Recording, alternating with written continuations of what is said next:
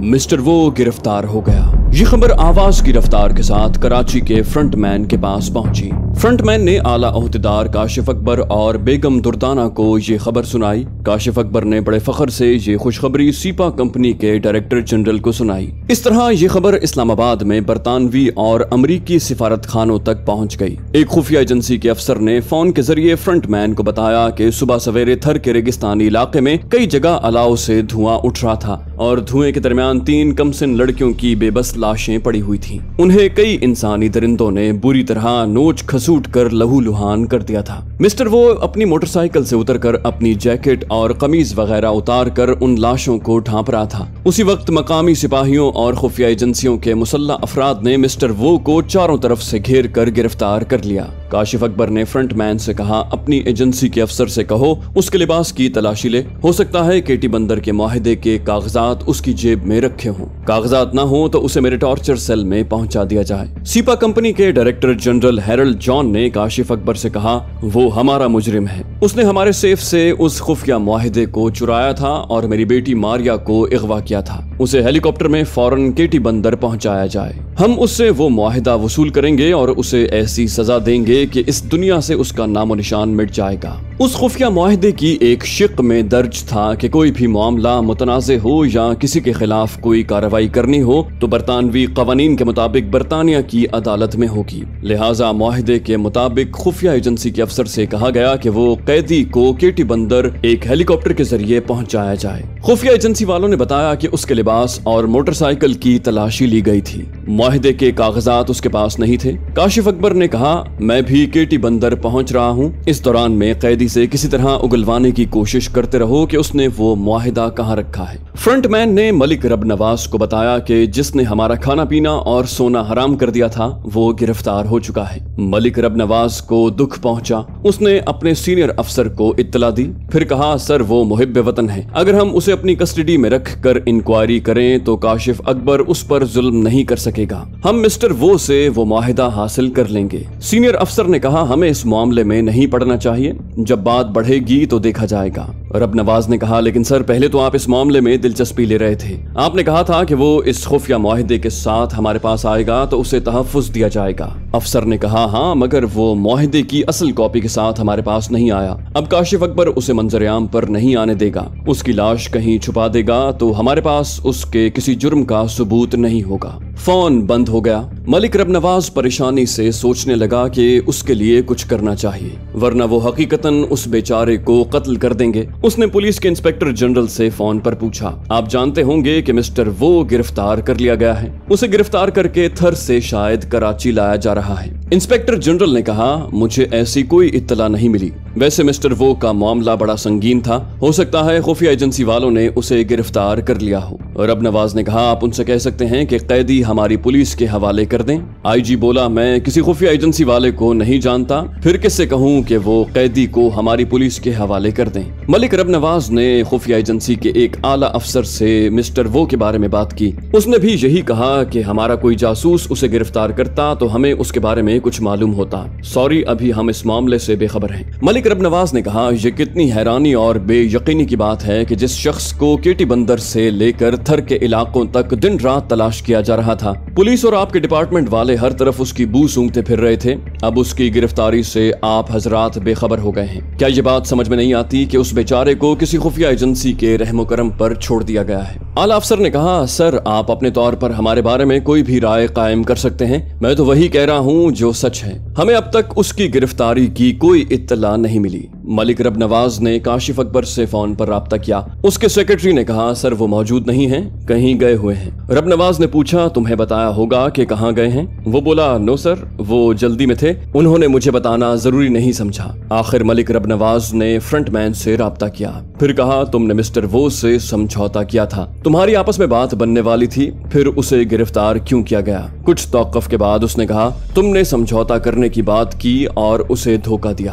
वो गिरफ्तार होने के बाद भी मुआहिदा हेरल्ड जॉन के हवाले नहीं करेगा तो क्या तुम्हारे आका मुश्किलात में नहीं पड़ेंगे? फ्रंटमैन ने कहा, जब टॉर्चर सेल में जिस्मानी और ज़हनी अज़ियतें दी जाती हैं, जिस्म के तमाम जोड़ों में ड्रिल मशीन से सुराख किए जाते हैं, 3rd डिग्री के जालिमाना तरीके इस्तेमाल किए जाते हैं, तो बड़े से बड़े कुव्वत इरादी रखने वाले शहज़ोर चीखें मार मार कर अपने अंदर के सारे राज उगल देते हैं। आप शाम तक इंतजार करें, मिस्टर वो कहलाने वाला कदमों में गिरकर वो मुआहिदा हमारे आका के हवाले करेगा। फ्रंटमैन ने फोन बंद कर दिया। मलिक रब नवाज ने शिकस्त खुर्दा अंदाज में रिसीवर को क्रेडल पर रखा। अगर वो फ्रंटमैन से पूछता तो वो कभी न बताता कि कैदी को किस टॉर्चर सेल में पहुंचाया गया है।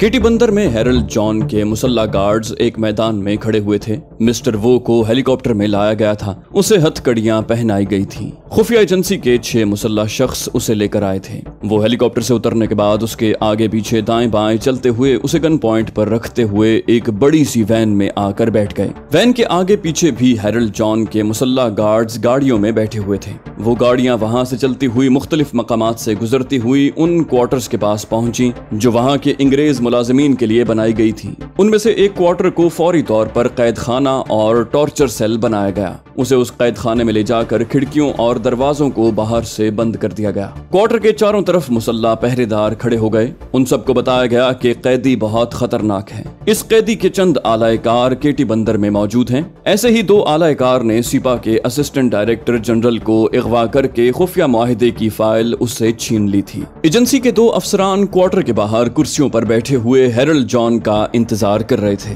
फोन के जरिए पता चला कि एक और हेलीकॉप्टर आया है जिसमें आला ओहदेदार काशिफ अकबर अपनी बेगम दुर्दाना के साथ आए हैं। एक मुशीर और फ्रंटमैन भी उनके साथ हैं। 1 घंटे बाद 4 गाड़ियां उस क्वार्टर के सामने आ रुकी। उन गाड़ियों में हेरल्ड जॉन, काशिफ अकबर और बेगम दुर्दाना अपने हवारियों के साथ थे। अफसरान ने उठकर उन्हें सैल्यूट किया। हेरल्ड जॉन ने पूछा, वो मुजरिम और टेररिस्ट कहाँ है? अफसर ने कहा, सर, मिस्टर वो को क्वार्टर के एक कमरे में बंद किया गया है। हेरल्ड बोला, वो कोई नाम नहीं होता, क्या उसकी असलियत उससे उगलवाई गई है? अफसर बोला, वो इनकार कर रहा है कि वो नहीं है और उसने कोई जुर्म नहीं किया। हमें उसकी जेब से ये शनाख्ती कार्ड मिला है। हेरल्ड जॉन ने वो कार्ड लेकर पढ़ा, फिर उसे काशिफ अकबर को दे दिया। उस कार्ड पर बाबर अली लिखा हुआ था। बेगम दुर्दाना ने उस पर एक नजर डालकर कहा, ऐसे दर्जनों जाली कार्ड बनवाए जा सकते हैं। जॉन ने कहा, हाँ, पहले जो शनाख्ती कार्ड था उस पर उसकी उर्फियत मिस्टर वो लिखी हुई थी। मैं नाम और हुलिया बदलने वालों को अच्छी तरह पहचान लिया करता हूँ। ऐसे बहरूपिये मुझे धोखा नहीं दे सकते।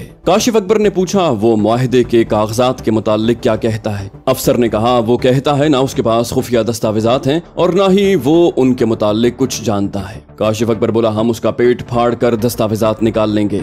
दरवाजा खोलो। उसी वक्त फ्रंटमैन के मोबाइल फोन से बजर की आवाज उभरी। उसने फोन को ऑन करके उसे कान से लगा लिया। हेलो, कौन? दूसरी तरफ से कहा गया, दरवाजा खोलने और कैदी से मिलने से पहले मेरी बात सुन लो। सुनोगे तो काशिफ अकबर और उसके बाल बच्चों का भला होगा। फ्रंटमैन ने पूछा, तुम कौन हो और क्या कहना चाहते हो? उसकी बात सुनकर हेरल्ड जॉन और काशिफ अकबर रुक गए। फ्रंटमैन ने उन्हें हाथ से रुकने का इशारा किया। दूसरी तरफ से कहा गया, फ्रंटमैन, तुम मेरी आवाज सुनकर अच्छी तरह समझ रहे हो? अपने आकाओं को बता दो कि मैं कौन हूँ। वो माउथपीस पर हाथ रखकर काशिफ अकबर से बोला, सर, फोन पर मिस्टर वो की आवाज सुनाई दे रही है। फोन पर मिस्टर वो बोल रहा है? फिर यहाँ लाया जाने वाला कैदी कौन है? जॉन ने पूछा, क्या वो अपना नाम बता रहा है? फ्रंटमैन ने फोन पर पूछा, मैं आवाज से पहचान रहा हूँ मगर तुम तस्दीक करो। मिस्टर वो ने कहा, तुमने बड़ी ऑफर दी थी, मुझसे समझौता कर रहे थे और उन 3 मासूम बच्चियों को मेरे हवाले करने वाले थे, मगर उन बच्चियों पर शर्मनाक दरिंदगी की इंतहा कर दी गई और मुझे गिरफ्तार करके उस क्वार्टर में कैद कर दिया गया है। क्या मुझ पर जुल्म की इंतहा करके वो खुफिया मुआहिदा हासिल कर सकोगे?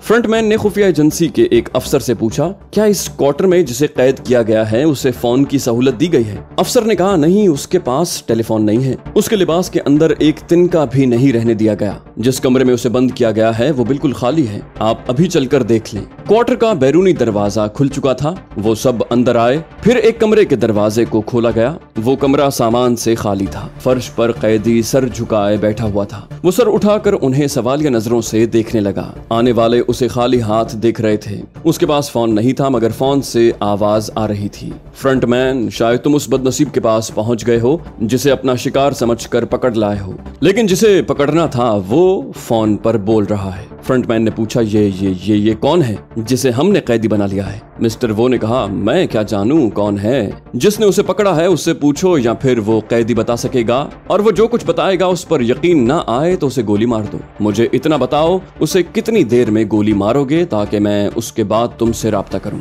दूसरी तरफ से राब्ता खत्म कर दिया गया। हैरल्ड जॉन ने कहा, ये वो नहीं है, मैं इससे 2 बार मुलाकात कर चुका हूँ, ये कोई दूसरा है। काशिफ के मुशीर ने कहा, ये वही हो सकता है, इसने मेकअप और गेटअप बदल लिया होगा। जॉन ने कहा, बहरूपिये चेहरा बदल सकते हैं, जिस्म तब्दील नहीं कर सकते। वो कदावर और बॉडी बिल्डर था, ये कदावर नहीं है और उसकी तरह सेहतमंद भी नहीं है। खुफिया एजेंसी के अफसर ने कहा, ये चमड़े का जैकेट पहने हुए था और मोटरसाइकिल पर था। हमें मिस्टर वो की यही निशानियां बताई गई थी। फिर ये रात 2 बजे बाहाबेली के सदर से मिलने गया था। कैदी ने कहा, ये झूठ है, मैंने आज तक कभी बाहाबेली के सदर से मुलाकात नहीं की। मैं इन अफसरों से कई बार कह चुका हूँ कि मैं वो नहीं हूँ। मैं तो ये भी नहीं जानता कि वो क्या होता है। ये कोई नाम नहीं है, मेरा नाम बाबर अली है।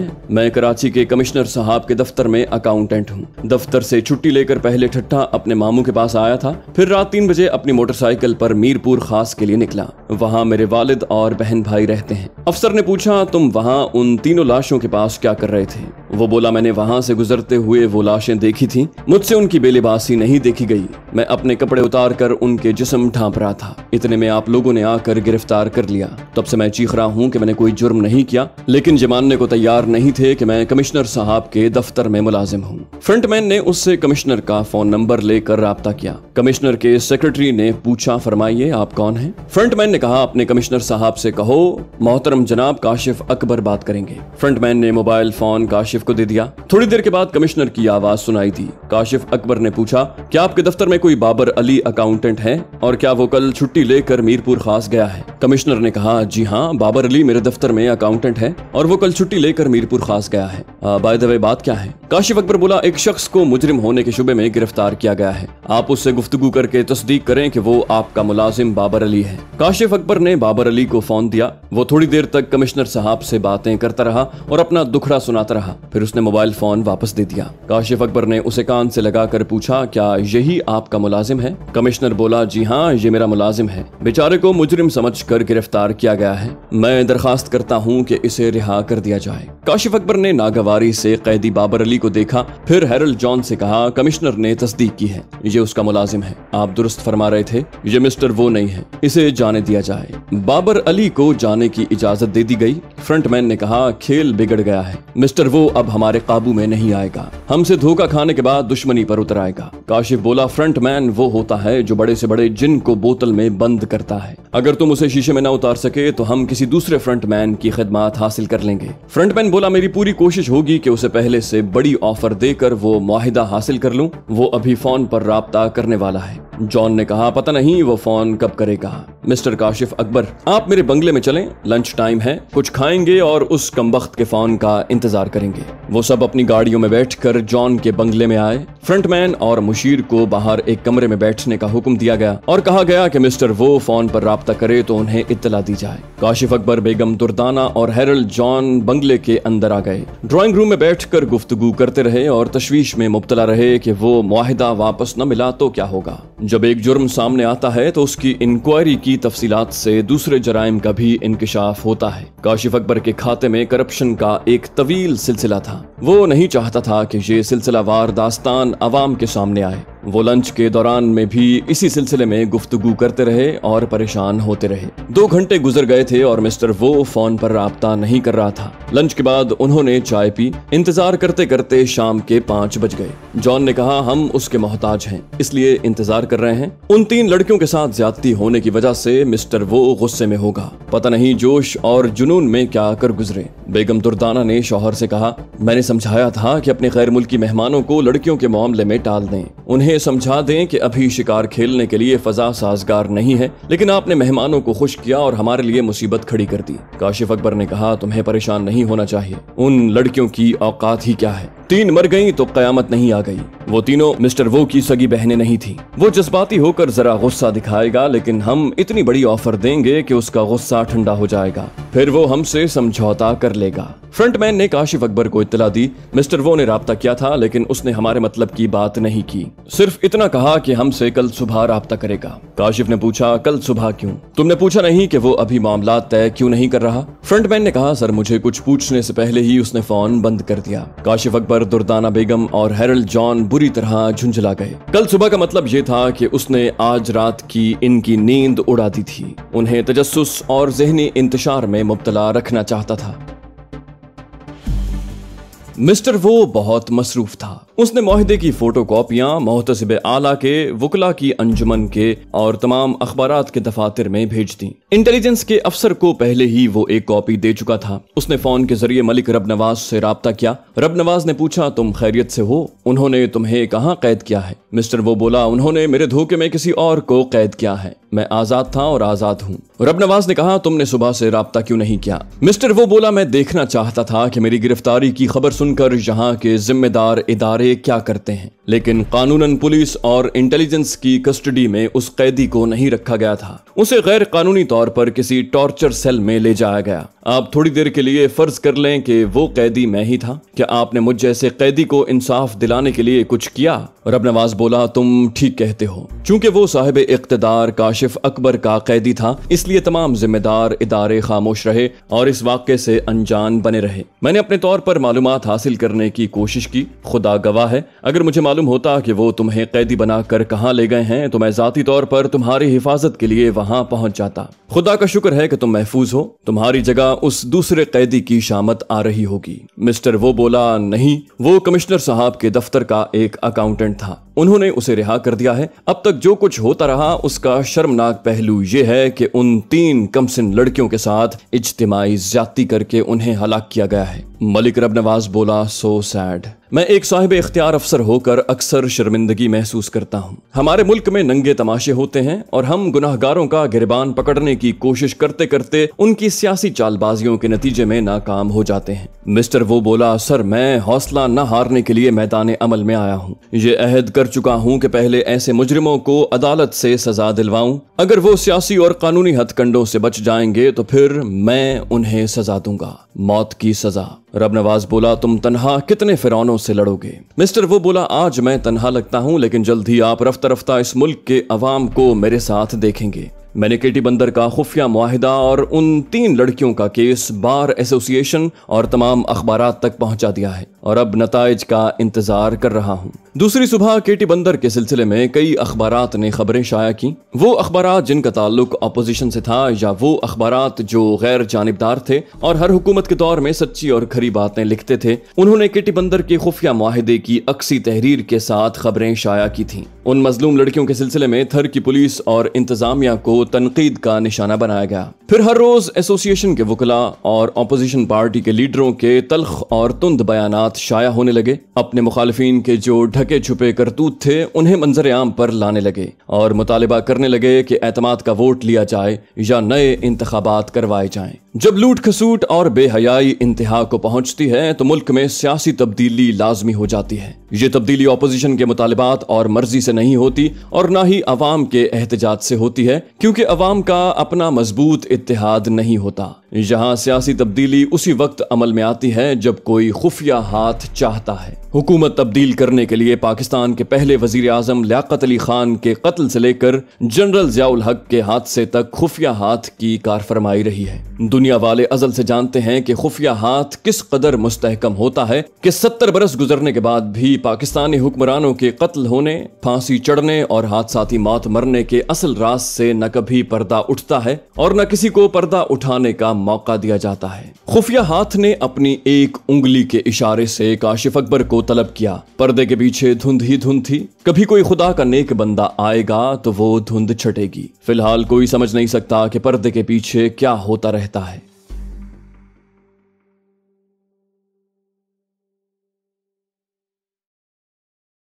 तो दोस्तों, ये थी हमारी आज की एपिसोड। उम्मीद करते हैं आपको हमारी कहानी पसंद आई होगी। जाने से पहले इस वीडियो को लाइक कीजिए और शेयर करना मत भूलिए। कमेंट करके हमें बताइए कि आपको हमारी वीडियो कैसी लगी। और अगर अभी तक आपने इस चैनल को सब्सक्राइब नहीं किया तो इसे सब्सक्राइब कीजिए और बेल आइकन दबाकर ऑल नोटिफिकेशंस ऑन कर लीजिए।